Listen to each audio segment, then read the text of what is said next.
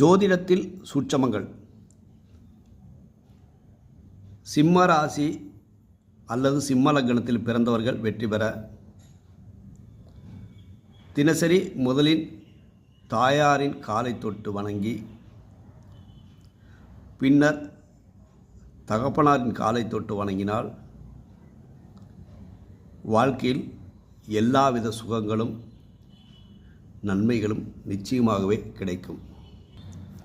கடக லக்னத்தில் பிறந்தவர்கள் அல்லது கடகராசியில் பிறந்தவர்கள். கடக லக்னம் கடகராசிக்கு 2ஆம் இடம் சிம்ம வீடு.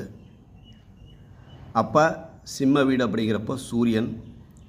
கடக லக்னம் கடகராசியில் பிறந்தவர்கள் 2வது ராசியாகிய சூரியனின் குறிப்பிடக்கூடிய முதல்ல அப்பாவையும், அடுத்தது அம்மாவோட காலை தொட்டு கும்பிட்டாங்க அப்படின்னாக்கா கடக லக்னம் கடகராசியில் பிறந்தவர்கள் செல்லும் இடங்களில் சிறப்பு, தொழிலில் வெற்றி, பேசக்கூடிய வார்த்தைகளில் இனிமை, நளினம், வெற்றி மேல் வெற்றி உறுதி.